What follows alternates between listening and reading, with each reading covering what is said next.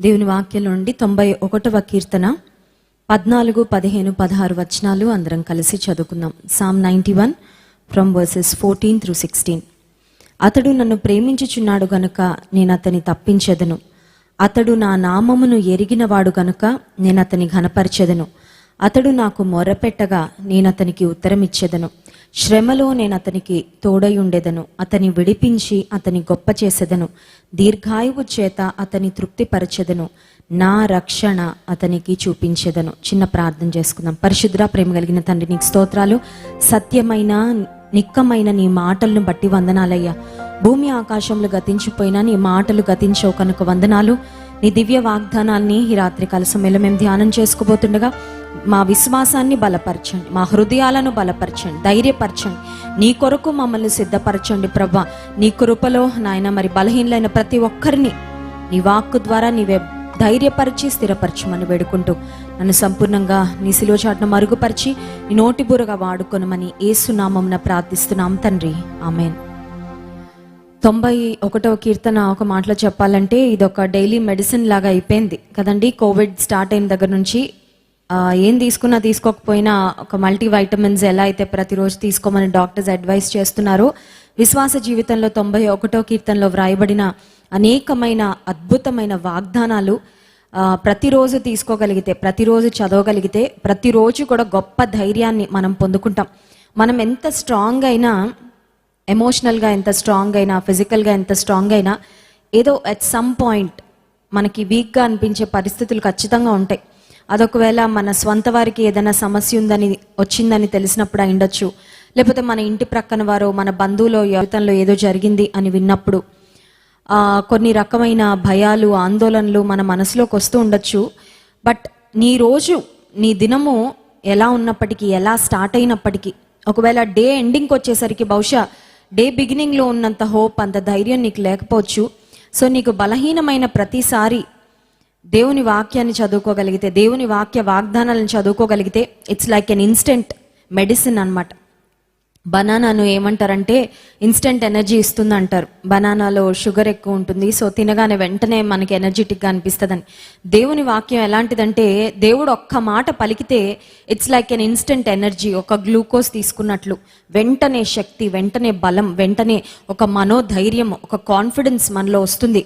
లేదు, దేవుడు నాతో ఉన్నాడు, నా పక్షంగా ఉన్నాడు, నా కుటుంబంలో దేవుడు ఉన్నాడు, సహాయం చేస్తాడని. ఈ 91వ కీర్తనలో 14వ వచనం నుండి 16వ వచనం వరకు 7 బ్లెస్సింగ్స్ అక్కడ ఉన్నాయండి. దేవుడిచ్చే 7 ఫోల్డ్ బ్లెస్సింగ్. ఈరోజు నా టాపిక్ అది కాదు, బట్ ఈ వచనం మనం చదివాం కాబట్టి ఆ 7 ఫోల్డ్ బ్లెస్సింగ్ కూడా మనం జ్ఞాపకం చేసుకొని ఆ తర్వాత మనం ముందుకు వెళ్దాం. దేవుడు ఇస్తానన్న 7 అంతల ఆశీర్వాదాలు ఏంటి అని ఆలోచిస్తే 14వ వచనంలో తప్పించెదను. దేని నుండి తప్పిస్తాడంటే కీడు నుండి తప్పిస్తాడు. 2వ ఆశీర్వాదం ఏంటంటే ఘనపరచెదను, ఐ విల్ ఎగ్జాల్ట్. 3వ ఆశీర్వాదం ఏంటంటే ఉత్తరమిచ్చేదను, ఐ విల్ ఆన్సర్. 4వ ఆశీర్వాదం ఏంటంటే తోడై ఉండేదను, I will be with him. 5వ ఆశీర్వాదం గొప్ప చేసేదను. 6వ ఆశీర్వాదం తృప్తిపరిచేదను, ఐ విల్ సాటిస్ఫై హిమ్. 7వ ఆశీర్వాదం నా రక్షణ అతనికి చూపించేదను, I will show him my salvation అనే మాట. సో ఈ 7 ఫోల్డ్ బ్లెస్సింగ్ దేవుని ప్రేమించే వారికి దేవుడు దయచేస్తాను అని వాగ్దానం చేస్తున్నాడు. దేవుని మనం ఎంత ప్రేమించినా మన జీవితంలో కొన్నిసార్లు శ్రమలు వస్తాయి, కష్టాలు వస్తాయి, problems happen. Problems, we have to face problems. Problems వచ్చినప్పుడు ఒక ఫాస్ట్ ఫార్వర్డ్ బటన్ ఉంటే బాగుండు అనిపిస్తుంది, కానీ ఉండదు. ఈ ఫేజ్ స్కిప్ అవ్వడానికి ఏదైనా ఛాన్స్ ఉందా, తప్పించుకోవడానికి ఏదైనా ఛాన్స్ ఉందా అని ఆలోచన చేస్తాం, కానీ ఆ ప్రాబ్లమ్స్ని తప్పించుకొని అలా దాటేయడానికి అవకాశం ఉండదు. కొన్నిసార్లు అనిపిస్తుంది డిలీట్ బటన్ ఏదైనా ఉంటే బాగుండు, ఈ ప్రాబ్లమ్స్ అనే ఫేజ్ని జస్ట్ ఆ పార్ట్ వరకు డిలీట్ చేసేద్దాము అని అనుకుంటాం. కానీ the only way to overcome the problems is to pass through them. సమస్యలను అధిగమించడానికి ఒకే ఒక మార్గం, అదేంటంటే సమస్యల గుండా ప్రయాణం చేయడమే. సో విశ్వాస జీవితంలో శ్రమలు అనేవి ప్రతి ఒక్కరికి ఏదో ఒక సమయంలో, ఏదో ఒక సందర్భాల్లో తారసపడుతూనే ఉంటాయి. అయితే ఆశీర్వాదాలు మనం స్వాగతించినంత బాగా శ్రమలు మనం స్వాగతించాం. శ్రమలు మనకి మింగుడు పడవు, చాలా కష్టంగా అనిపిస్తుంది. ఈ ఫేజ్ త్వరగా అయిపోతే బాగుండు అని అనిపిస్తుంది. అయితే శ్రమలలో నీ వైఖరి ఎలా ఉంటుందో it matters. What is your attitude as you go through suffering? అది ఫిజికల్ సఫరింగ్ అవ్వచ్చు, ఎమోషనల్ సఫరింగ్ అవ్వచ్చు, any kind of suffering for that matter. ఏ రకమైన శ్రమ అయినా ఉండొచ్చు. ఆ సఫరింగ్ గుండా వెళ్తున్నప్పుడు నీ వైఖరి ఎలా ఉంటుందో దాన్ని బట్టి ఆ శ్రమల తర్వాత దేవుడు నీ జీవితాన్ని ఎటువంటి మలుపు తిప్పుతాడు అనేది ఆధారపడి ఉంటుంది. సో శ్రమల గుండా విశ్వాసి వెళ్తున్నప్పుడు ఆ శ్రమలలో మన వైఖరి, ఆర్ యాటిట్యూడ్ మ్యాటర్స్. దేవుడు మన యాటిట్యూడ్ను చాలా జాగ్రత్తగా గమనిస్తూ ఉంటాడు. చూడండి, ఎగ్జామ్స్కి ముందు ప్రిపరేషన్ హాలిడేస్ అని ఇస్తూ ఉంటారు. సో ప్రిపరేషన్ హాలిడేస్లో స్టూడెంట్ ఎంత బాగా ప్రిపేర్ అవుతారు అనే దాన్ని బట్టి వాళ్ళ ఎగ్జామ్స్లో పర్ఫార్మెన్స్ ఆధారపడి ఉంటుంది. దాన్ని బట్టి ఆబ్వియస్గా వాళ్ళ రిజల్ట్స్ కూడా ఆధారపడి ఉంటాయి. అలాగే శ్రమలలో మన యొక్క బిహేవియర్, మన యొక్క యాటిట్యూడ్, మన యొక్క భక్తి, మన యొక్క వైఖరిని ఆధారం చేసుకొని శ్రమల తర్వాత దేవుడిచ్చే ఆశీర్వాదము, దేవుడిచ్చే హెచ్చింపు ఆధారపడి ఉంటుంది. బైబిల్ గ్రంథంలో యోబు భక్తుడు మనందరికీ తెలుసు. హీ వాజ్ వెరీ బ్లెస్డ్, చాలా ఆశీర్వదించబడిన వ్యక్తి. అంతగా ఆశీర్వదించబడిన వ్యక్తి జీవితంలో గొప్ప శ్రమ వచ్చింది. అయితే ఆ గొప్ప శ్రమ రాకముందు there was a dialogue.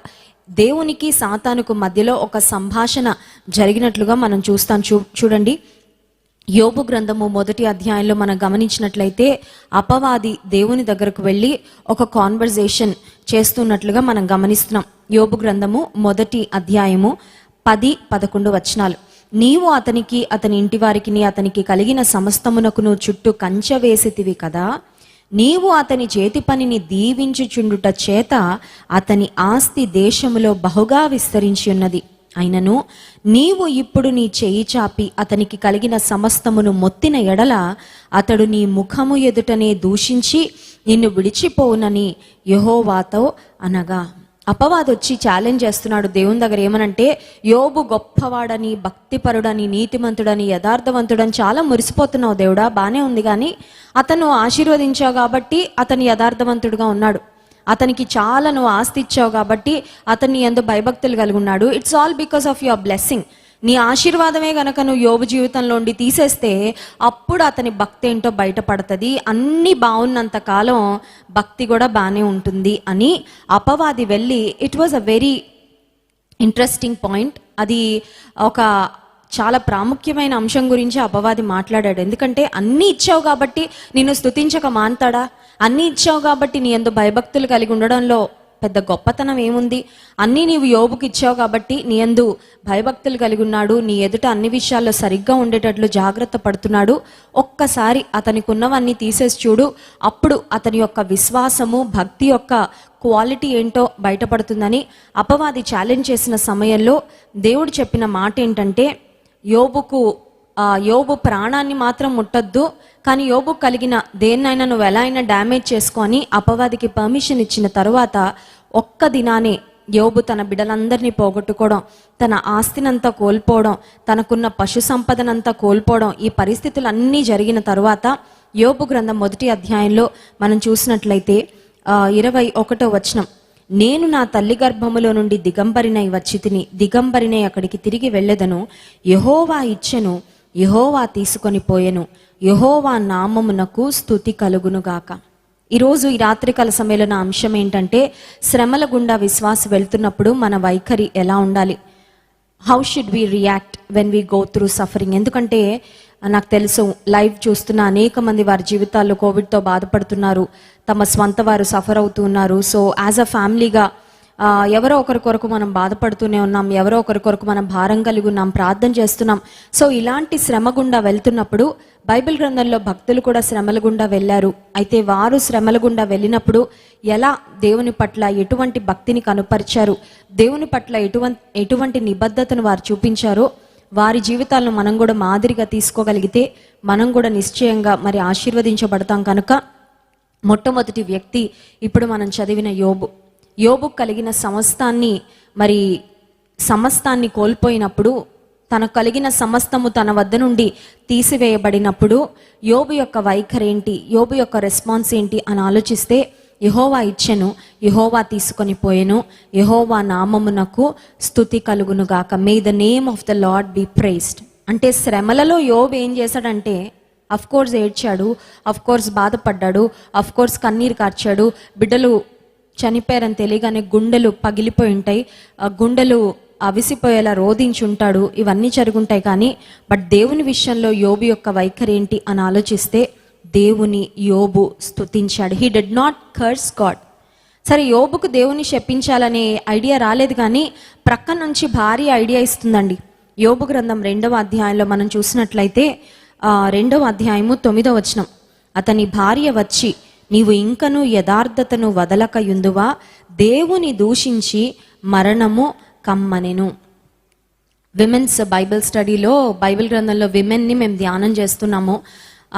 Last ఇయరే I remember we meditated on Job's wife. యోబు భార్య పేరు బైబిల్లో వ్రాయబడలేదు, కానీ ఆమె జీవితం గురించి ధ్యానం చేయడం జరిగింది. యోబు భార్యలో ఉన్న క్వాలిటీ ఏంటంటే అన్నీ బాగున్నప్పుడు దేవుని స్తుతించే హృదయం ఆమెకుంది, కానీ కొంచెం పరిస్థితులు తారుమారు అవ్వగానే దేవుని పట్ల ఆమె యాటిట్యూడ్లో ఎంత మార్పు.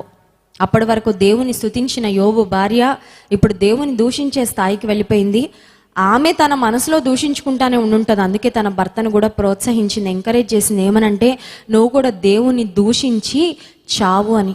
చూడండి, కొన్నిసార్లు విశ్వాసం ఏదో కష్టపడి అలా మేనేజ్ అవుతూ ఉన్నప్పుడు సడన్గా ఎవరైనా వచ్చి ఒక బ్యాడ్ ఐడియా ఇవ్వగానే విశ్వాసంలో వీక్గా ఉంటే వాళ్ళ ఐడియా వినేస్తుంటాం కదండి. గమనించండి, ఫెయిత్లో చాలా స్ట్రాంగ్గా ఉన్నప్పుడు ఎవరైనా మనకంటే బలహీన స్థితిలో ఉన్న విశ్వాసులు వచ్చి ఏదన్నా మనకు చెప్తూ ఉంటే మనం రెసిస్ట్ చేస్తాం, వినం వాళ్ళ మాట. కానీ మనమే సఫర్ అవుతూ, మనమే బాధలో ఉండి, మనమే డిప్రెస్డ్గా డౌన్గా ఉన్నప్పుడు కొన్నిసార్లు ఎవరైనా వచ్చి మనకిచ్చే చెడ్డ సలహాలు మనం కొన్నిసార్లు రిసీవ్ చేసేసుకుంటూ ఉంటాం. ఇక్కడ చెప్పాలంటే యోబు పిల్లల్ని పోగొట్టుకున్నాడు, ఆస్తిని, సంపదను అన్నిటిని పోగొట్టుకున్నాడు. ఇక్కడ ఆఖరికి 2వ అధ్యాయంలోకి వచ్చేసరికి తన ఆరోగ్యాన్ని కూడా పోగొట్టుకున్నాడు. ఇప్పుడు యోబు బ్రతుకుతాడో లేదో తన బ్రతుక్కి కూడా గ్యారంటీ లేదన్నట్లుగా అయిపోయింది. భయంకరమైన వ్యాధితో, వేదనతో బాధపడుతున్న సమయంలో భార్య వచ్చి తన బాధ చూడలేక అంటుంది, దేవుని దూషించి చనిపో నువ్వు అని ఒక ఐడియా ఇస్తున్నప్పుడు యోబు ఎట్టి పరిస్థితుల్లో ఆమె మాటను ఓకే చెప్పలేదండి, సమర్థించలేదు. యోబు ఎంత చక్కని రెస్పాన్స్ ఇచ్చాడు చూడండి. 10వ వచనం, అందుకు అతడు మూర్ఖురాలు మాట్లాడినట్టు నీవు మాట్లాడుచున్నావు, మనము దేవుని వలన మేలు అనుభవించుదమా, కీడును మనము అనుభవింప తగమా అనేను. ఆశీర్వాదాలు ఒకటేనా దేవుని నుంచి తీసుకోవాల్సింది? ఒకవేళ దేవుడు కీడిచ్చినా మనం అనుభవించడానికి తగమా అని ఎంత అద్భుతమైన ఆలోచన, ఎంత అద్భుతమైన యాటిట్యూడ్ అండి. నేను అనుకుంటాను దేవుడు ఎంత మురిసిపోయి ఉంటాడో యోబు యొక్క రెస్పాన్స్ని విని, యోబు యొక్క ప్రతిస్పందన. భార్య, స్వంత కట్టుకున్న భార్య వచ్చి అలాంటి మాటలు చెప్పి యోబును విశ్వాసంలో బలహీనపరచాలని, దేవునికి అగేన్స్ట్గా చేయాలని, అసలు దేవుడే ఉంటే, దేవుడే నిన్ను ప్రేమిస్తే ఇంత కష్టం ఎందుకు రాణిస్తాడు మనకు అన్నట్లుగా భార్య తనను దేవునికి విరోధంగా ప్రేరేపిస్తూ ఉన్న సమయంలో అసలు ఆమె మాటల్ని పట్టించుకోలేదు, ఆ మాటలు వినలేదు, ఆ మాటలు లెక్క చేయలేదు, ఆ మాటలకు అనుగుణంగా ప్రవర్తించలేదు. కానీ తిరిగి తన భార్యకే ఒక చక్కని అద్భుతమైన మాటను చెప్తున్న వ్యక్తిగా యోబును మనం గమనిస్తున్నాం. సో శ్రమలలో విశ్వాసం ఏం చేయాలంటే దేవుని నిందించడం కాదండి, యోబు భార్యలాగా దేవుని దూషించడం అంతకంటే కాదు, కానీ యోబు వలె దేవుని స్తుతించే అనుభవం. శ్రమలో దేవుని స్తుతించడం చాలా కష్టం.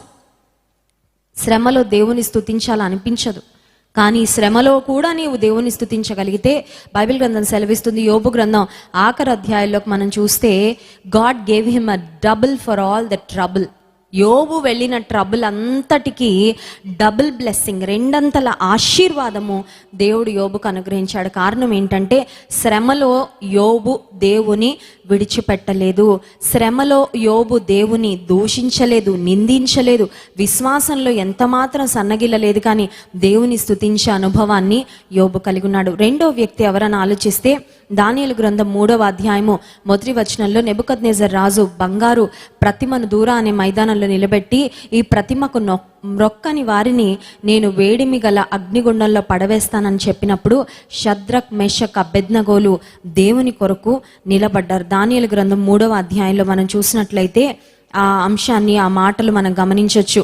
దానియేలు గ్రంథము 3వ అధ్యాయంలో షద్రక్ మెషక్ అబేద్నెగోలు రాజు ఆజ్ఞను ధిక్కరించిన సమయంలో వారు చెప్తున్న మాట 17వ వచనం, మేము సేవించుచున్న దేవుడు మండుచున్న వేడిమి గల ఈ అగ్నిగుండములో నుండి మమ్మల్ని తప్పించుటకు రక్షించుటకు సమర్థుడు, మరియు నీ వశమున పడకుండా ఆయన మమ్మను రక్షించును. ఒకవేళ ఆయన రక్షింపకపోయినను రాజా, నీ దేవతలను మేము పూజింపమనియు నీవు నిలువబెట్టించిన బంగారు ప్రతిమకు నమస్కరింపమనియు తెలుసుకొనుము. ఇక్కడ షద్రక్ మెషక్ అబేద్నెగోలు శ్రమలో ఏం చేశారంటే దేవుని కొరకు నిలబడ్డారు. మొట్టమొదటిగా యోబు జీవితంలోంచి మనం జ్ఞాపకం చేసుకున్నాం.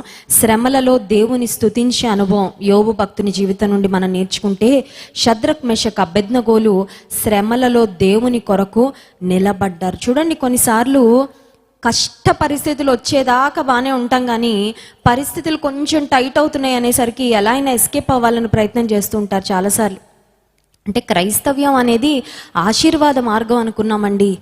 It's a way of prosperity అనుకున్నాం. బాగా ఉన్నతమైన స్థితికి వెళ్ళడానికి, ఆశీర్వాద పదంలో నడవడానికి ఇది ఒక మార్గం అనుకున్నాం, కానీ ఇన్ని శ్రమలు ఉంటాయని అనుకోలేదండి. శ్రమలు వచ్చాయి కాబట్టి ఈ మార్గాన్ని విడిచిపెట్టి, ఇరుకు మార్గాన్ని విడిచిపెట్టి, మేము ఏ విశాల మార్గం నుండి వచ్చామో మళ్ళీ అదే విశాల మార్గానికి వెళ్ళిపోతామని వెళ్ళిపోయేవారు కూడా చాలా మంది ఉన్నారు ఈ లోకంలో. ఎందుకంటే వారికి శ్రమలు ఇష్టం ఉండదు. They don't want to face the trials and test. పరీక్షలు వారు ఎదుర్కోవడం ఇష్టం ఉండదు, శ్రమలు ఎదుర్కోవడం ఇష్టం ఉండదు. యేసు ప్రభు చెప్పినట్లుగా నన్ను వెంబడింపగోరువారు తను తాను ఉపేక్షించుకొని తన సిలువనెత్తుకొని నన్ను వెంబడించాలని యేసయ్య చెప్పిన మాట వారికి ఇష్టం ఉండదు. విశ్వాస జీవితంలో నీవు సిలువను మోయాలి అంటే అర్థం ఏంటంటే, ఒక చెక్క సిలువ చేయించుకొని మన భుజం మీద పెట్టుకొని మోయాలని కాదు, కానీ you have a cup of suffering. నీకు కూడా ఒక శ్రమల పాత్ర ఉంటుంది. ఒక్కొక్క పరిస్థితిలో ఒక్కొక్క అనుభవం గుండా దేవుడు తీసుకొని వెళ్తూ ఉంటాడు. కారణం ఏంటంటే, ఆ శ్రమల మార్గం గుండా మనం ప్రయాణం చేస్తున్నప్పుడే శ్రమల ద్వారా క్రీస్తు స్వారూప్యంలోనికి ప్రతి విశ్వాసి తయారవుతాడు, సిద్ధపరచబడతాడు. పెండ్లి కుమార్తెకు వివాహానికి ముందు నలుగు వేస్తూ ఉంటారు కదండి. బాగా నలుగు వేస్తే బాగా షైన్ అవుతుంది, చాలా అందంగా కళగా తయారవుతుందని. విశ్వాసికి కూడా శ్రమలు అలాంటివి. శ్రమలు మనల్ని దేవుని యొక్క మహిమా రూపంలోనికి మారుస్తాయి. శ్రమల మార్గంలో వెళ్ళినప్పుడు నీ యొక్క విశ్వాసం గట్టిపడుతుంది, నీ విశ్వాసం అమూల్యమైన విశ్వాసంగా తీర్చిదిద్దబడుతుంది అని గుర్తించాలి. సో రెండవదిగా షద్రక్ మెషక్ అబేద్నెగోల జీవితంలో శ్రమల గుండా మనం నేర్చుకోవాల్సిన అనుభవం ఏంటంటే, శ్రమలలో దేవుని కొరకు నిలవబడే అనుభవం. ఒకవేళ మరణాన్ని ఎదుర్కోవాల్సి వచ్చినా సరే మొక్కేస్తాం అనలేదండి. చాలా సింపుల్.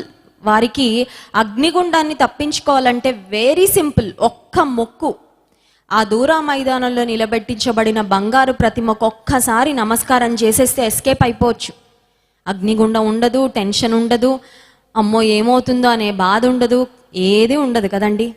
చూస్తూ చూస్తూ చూస్తూ అగ్నిగుండంలో నడవడం అంటే అది సామాన్యమైన విషయమేనా? చూస్తూ చూస్తూ శ్రమల్లోకి వెళ్ళాలంటే అది సామాన్యమైన విషయం కాదు. ఒకవేళ విశ్వాసంలో బలహీనం అయిపోయిన ఇంకెవరైనా షద్రక్ మెషక్ అబేద్నెగో స్థానంలో ఉండుంటే వాళ్ళు ఏదో ఒకటి చెప్పి ఎస్కేప్ అయిపోయేవారేమో, లేకపోతే ఆ బంగారు ప్రతిమకు నమస్కరించేసేవారేమో. కానీ షద్రక్ మెషక్ అబేద్నెగోలు మాత్రం శ్రమలలో దేవుని కొరకు నిలబడ్డారు. మూడవ అనుభవం మనం చూసుకొని ముగించుకుందాం. మూడో అనుభవం ఏంటంటే, దానియేలు గ్రంథం 6వ అధ్యాయంలో సింహాల బోనులోకి సైతము వెళ్తాడని తెలిసిన, శ్రమ తనకి ఎదురుగా ఉందని తెలిసిన దానియేలు జీవితంలో శ్రమల విషయంలో శ్రమలు వచ్చినప్పుడు ప్రార్థన చేసే అనుభవం, ప్రార్థించే అనుభవం. When Daniel prayed in God's presence, దినానికి రోజుకు 3 మారు దేవుని సన్నిధిలో మోకాళ్ళుని ప్రార్థన చేశాడంట. దేవుని సన్నిధిలో చేసిన ఆ ప్రార్థనే సింహాల బోనులోకి వెళ్ళిన తర్వాత తిరిగి క్షేమంగా దానియేలును బయటకు తీసుకొని వచ్చింది. షద్రక్ మెషక్ అబేద్నెగోల జీవితంలో దేవుని కొరకు శ్రమలలో నిలబడినందుకు దేవుడిచ్చిన ఆశీర్వాదం ఏంటంటే, దానియేలు గ్రంథం 3వ అధ్యాయము 30వ వచనంలో మనం ఆ మాట చూస్తాం. చూడండి, దానియేలు గ్రంథం 3వ అధ్యాయము 30వ వచనం. అంతటి నుండి రాజు షద్రక్ మెషక్ అబేద్నెగోయను వారిని బబులోను సంస్థానములో హెచ్చించెను. దేవ ప్రమోటెడ్ అనే మాట, ప్రమోషన్ వచ్చిందంట. అగ్నిగుండంలోకి వెళ్ళొచ్చాక ప్రమోషన్ రావడం ఏంటండి అంటే, అది దేవుడిచ్చిన ప్రమోషన్. హల్లెలూయా. నువ్వు దేవుని కొరకు శ్రమలలో నమ్మకంగా నిలబడితే నిన్ను ఎలా ప్రమోట్ చేయాలో దేవునికి తెలుసు. శ్రమలే వద్దండి అనుకుంటే శ్రమలు ఉండవు, ప్రమోషన్లు కూడా ఉండవు. కొంతమందికి భయం అండి పరీక్షలు రాయాలంటే భయపడితే ప్రమోషన్ ఎలా వస్తుందండి? నువ్వు ఇంటర్వ్యూ ఫేస్ చేయడానికి భయపడిపోతే ఉన్నత స్థితికి ఎలా వెళ్తావు?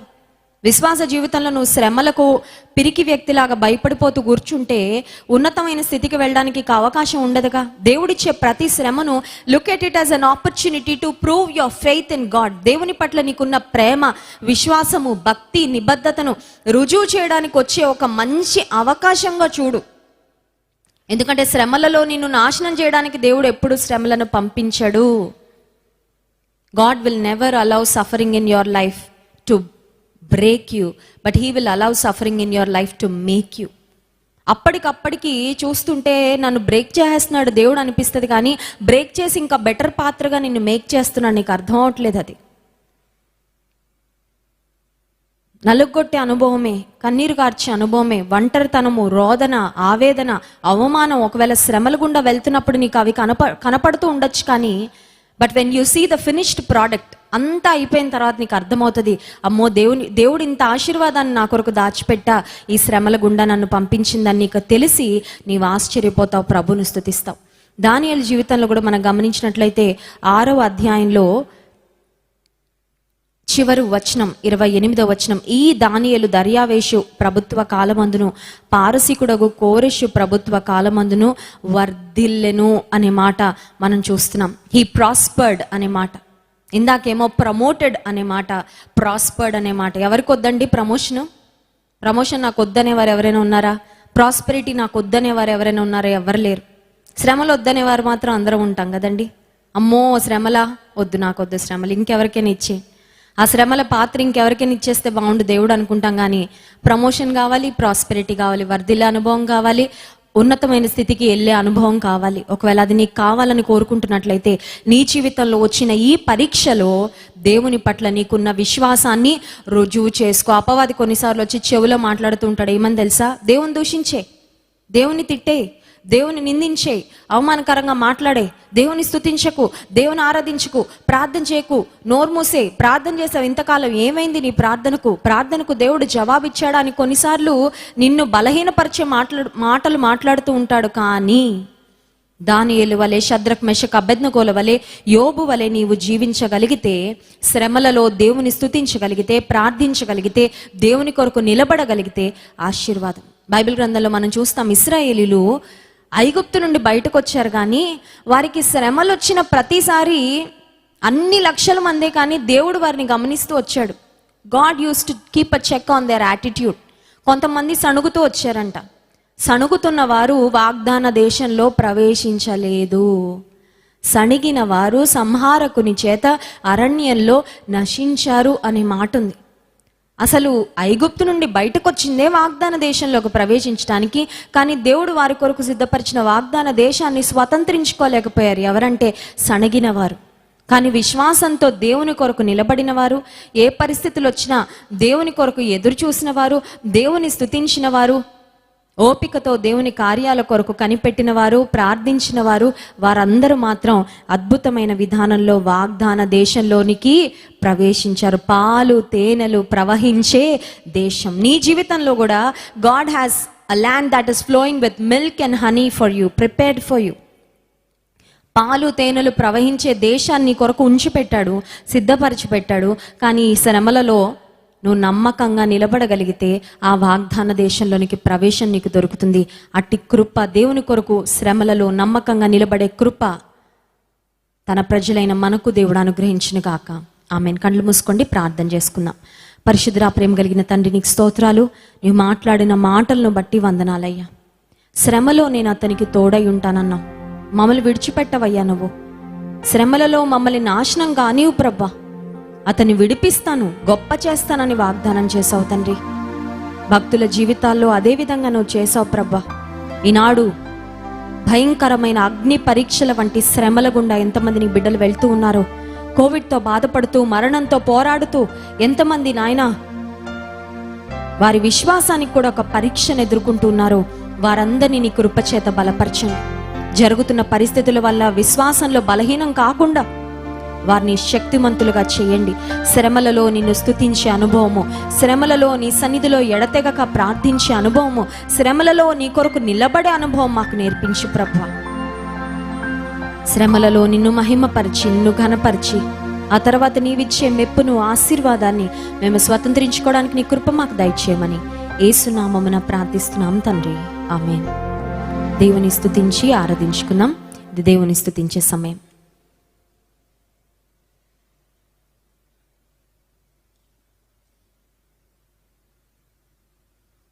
అందరూ నన్ను విడిచినా నీవు నన్ను విడువనంటివే.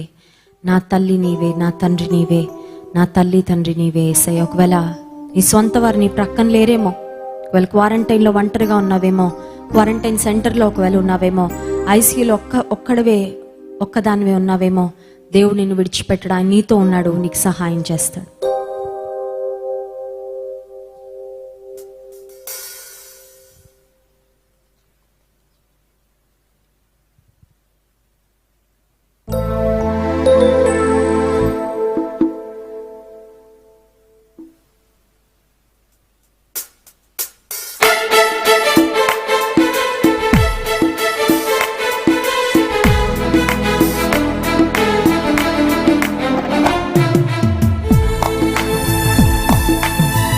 యోబు వలె శ్రమలలో దేవుని స్తుతిద్దాం. ప్రియమైన సహోదరి, సహోదరుడా, నీ జీవితంలో దేవుడు గొప్ప కార్యాలు చేస్తాడు.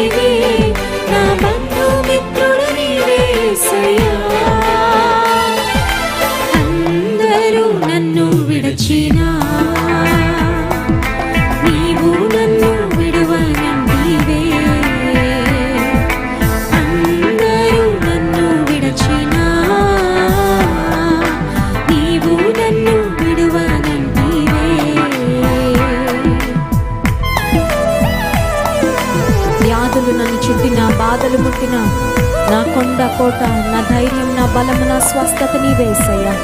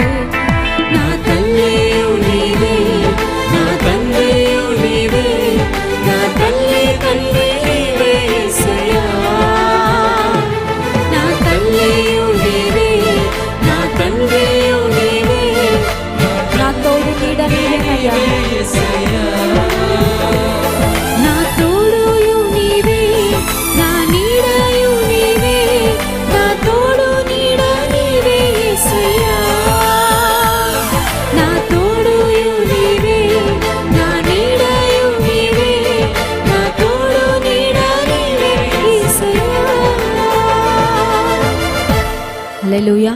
అందరం కళ్ళు మూసుకొని రెండు చేతుల ఆకాశం వైపెత్తి దేవుని స్తుతించి ఆరాధిద్దాం. ఆశ్చర్యకరుడు, ఆలోచనకర్త, బలవంతుడైన దేవుడు, నిత్యుడకు తండ్రి, నిత్యము నీతో ఉండేవాడు. దేవుని స్తుతించి ఆరాధిస్తుండగా ఆయన నిన్ను తన శక్తితో, తన ప్రభావముతో నింపుతాడు. స్తుతి మన స్థితిని మారుస్తుంది.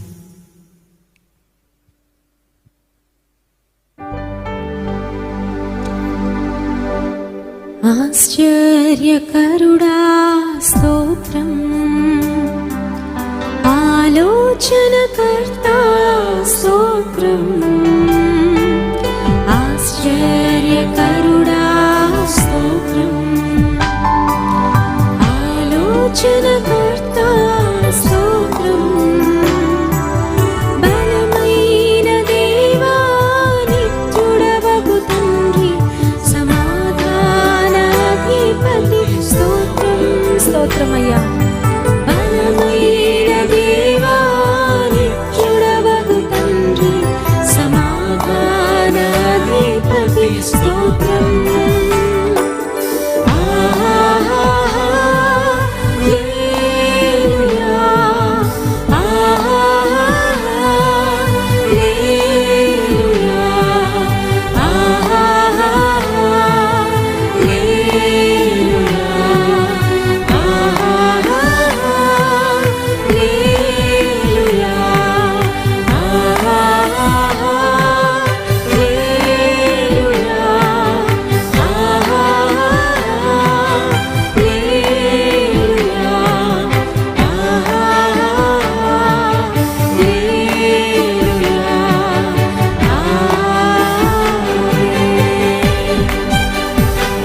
స్థితిలో ఉన్నా నీ కన్నులెత్తి యేసే వైపు చూస్తూ ఆశ్చర్య కార్యములు, అద్భుత క్రియలు జరిగించి ఆయన స్తుతిస్తుండు. ప్రేమైన దేవుని బిడ్డ, యోబు భక్తుడు శ్రమలో దేవుని స్తుతించి రెండంతల ఆశీర్వాదాన్ని పొందుకున్నట్లుగా నీ శ్రమ నుండి నిన్ను విడిపించగలిగిన దేవుడు, హెచ్చించగలిగిన దేవుడు, ఆశీర్వదించగలిగిన దేవుడు, అద్భుతమైన విడుదలనివ్వగలిగిన దేవుని ఈ రాత్రికాల సమయంలో మనం స్తుతిద్దాం.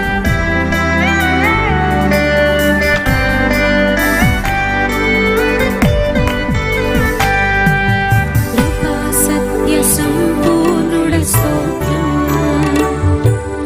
కృపతో రక్షించితివి స్తోత్రం, కృపా సత్య సంపూర్ణుడ స్తోత్రం, కృపతో రక్షించితివి స్తోత్రం, నీ రక్తమే చేడి మోచించినావే నా రక్షణకర్త స్తోత్రం, నీ రక్తమిచ్చి విమోచించినావే నా రక్షణకర్త స్తోత్రం.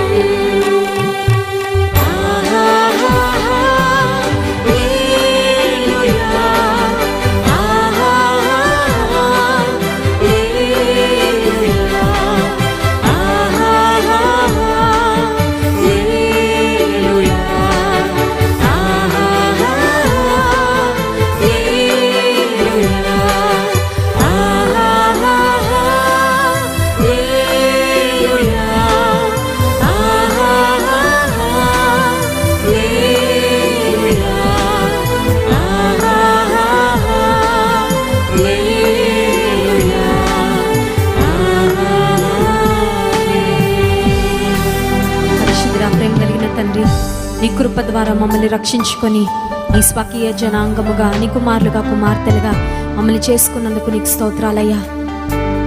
నీవిచ్చిన ప్రతి ఆశీర్వాదముకై నీకు స్తోత్రాలు ప్రభువా. ఈ లోకంలో మాకు వచ్చే శ్రమల నుండి కూడా నీవు మమ్మల్ని విడిపిస్తానని వాగ్దానం చేశావు. నిన్ను కాపాడువాడు కునుకడు, నిద్రపోడని వాగ్దానం చేశావు ప్రభువా. ప్రతి క్షణము మమ్మల్ని గమనిస్తున్నావయ్యా, మమ్మల్ని చూస్తున్నావు ప్రభువా. మా కొరకు ఆలోచన చేస్తున్నావయ్యా. సమాధానకరమైన ఉద్దేశాలే కానీ హానికరమైన ఉద్దేశాలు లేవని వాగ్దానం చేస్తున్నావు ప్రభా. నీకు స్తోత్రం. మరణ భయంతో ఎంతమంది ఈ రాత్రికాల సమయంలో సతమతమవుతున్నారో వారిని జ్ఞాపకం చేసుకోండి. మరణ భయము నుండి విడిపించండి అయ్యా. గొప్ప ధైర్యముతో నింపండి. నీతిమంతుడు సింహము వలె ధైర్యముగా ఉండునని నీ వాక్యంలో ఉంది ప్రభువా. మా ధైర్యము నిన్ను బట్టేనయ్యా, మా ధైర్యము నిన్ను బట్టే. నీ ప్రజలైన వారిని ప్రతి విధమైన కీడు నుండి మీరు తప్పించి ఆనాడు దానియేలును సురక్షితంగా ఉంచావు, శద్రక్ మెషక్ అబేద్నెగోను సురక్షితంగా ఉంచావు, నీ భక్తుడైన యోబును సురక్షితంగా ఉంచావు ప్రభా. శ్రమ తర్వాత గొప్ప ప్రతిఫలం, ఆశీర్వాదము, హెచ్చింపును, వర్ధిల్ల అనుభవాన్ని ఇచ్చావు నాయన. ఈ రాత్రికాల సమయంలో శ్రమల గుండా వెళ్తున్న నీ ప్రజలను కూడా బలపరిచి, శ్రమలో వారు తప్పిపోకుండా, శ్రమలో నిందించకుండా, శ్రమలో విశ్వాసంలో బలహీనలు కాకుండా ప్రభువా నీ కృప చొప్పున నీ మాటల ద్వారా వారిని బలపరిచి, శ్రమ నుండి అతి త్వరలో వారికి విడుదలిచ్చి నీ కొరకు మహిమార్థంగా వారిని వాడుకొని ఆశీర్వదించమని వేడుకుంటూ మీ దాసుని వాక్యం అందించబోతుండగా సూటిగా తేటగా మాతో మాట్లాడు ప్రభువా. వినగలిగే చెవిని, గ్రహించే మనస్సును మాకు ఇవ్వండి. నా మాట అగ్ని వంటిది కాదా, బండలు బద్దలు చేయి సుత్తి వంటిది కాదా నీ వాక్యంలో వ్రాయించినట్లుగా బండముండి హృదయాలను నీ వాక్యము ద్వారా బద్దలు చేయి ప్రభువా. సున్నితమైన హృదయాలు, నీ వాక్యానికి స్పందించే హృదయాలు, మాంసపు గుండెలు మాకు ఇవ్వండి అయ్యా. మమ్మల్ని మండించండి, మాలో ఉన్న చెత్తను, నీకు అయిష్టమైన ప్రతి స్వభావమును, వైఖరిని తొలగించి నీ వాక్యము ద్వారా శుద్ధ సువర్ణం వలె మమ్మల్ని అందరినీ తీర్చిద్దుమని, బలమైన నీ ఆత్మ కార్యములు రాత్రికాల సమయంలో జరిగించమని, ఏ ఆటంకము లేకుండా నిరాటంకముగా నీ ప్రజలమైన మేము నీ సన్నిధిలో నీ వాక్యం వినున్నట్లు సహాయం చేయమని యేసు నామమున ఈ స్తుతి ఆరాధన ప్రార్థన నీకే సమర్పిస్తున్నాము తండ్రి. ఆమేన్.